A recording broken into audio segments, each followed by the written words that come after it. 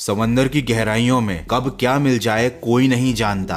एक Japanese scuba diver को ocean की गहराइयों में डोरेमोन के जैसा दिखने वाला एक रोबोट मिला। ये वैसे तो देखने में डोरेमोन जैसा दिख रहा था, लेकिन ये काफी ज्यादा क्रीपी था। 1993 में डोरेमोन की एक मूवी आई थी, Nobita and the labyrinth tour. उस मूवी में भी ऐसा ही कुछ हुआ था। उस मूवी के अंदर भी डोरेमोन समंदर के अंदर गया था। तो ये जो आप तस्वीर देख रहे हैं, ये जो समंदर के अंदर में डोरेमोन के जैसा दिखाई देने वाला स्टैच्यू मिला है, क्या ये वाकई में असली डोरेमोन है? और नहीं तो फिर आखिर इस फोटो की असलियत क्या है? और अगर नहीं तो फिर आखिर क्या सच छुपा हुआ है इस तस्वीर के पीछे? पूरा सच जानेंगे। और केवल यही नहीं, आज के एपिसोड में है और भी बहुत कुछ, जिसे देखकर आपको बचपन के दिनों की याद आ जाएगी और मजा आ जाएगा। तो वीडियो को शुरू होने से पहले वीडियो को लाइक कर दो, क्योंकि मुझे मालूम है कि आप और हम चाहे कितने भी बड़े हो जाएं, लेकिन डोरेमोन से हमारा जो बॉन्ड है वो हमेशा बिल्कुल वैसा ही रहेगा जैसा कि बचपन में हुआ करता था। तो चलते हैं बचपन में जरा सैर करके आते हैं डोरेमोन की दुनिया में आज के फाड़ू वीडियो में।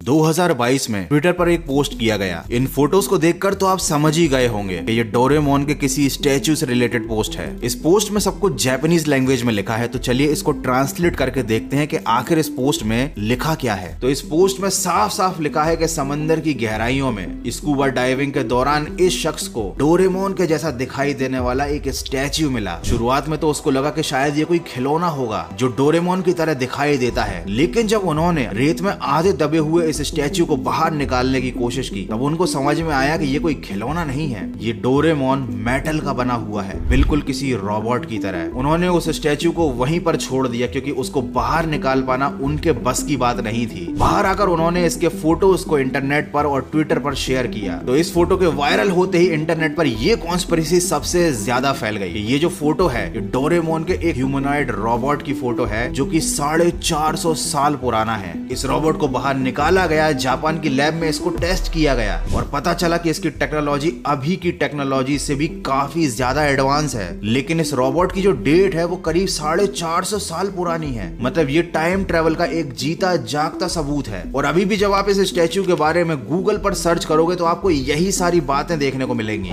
लेकिन बहुत ज्यादा डीप रिसर्च करने के बाद मुझे पता चला कि ये सारी बातें फेक हैं।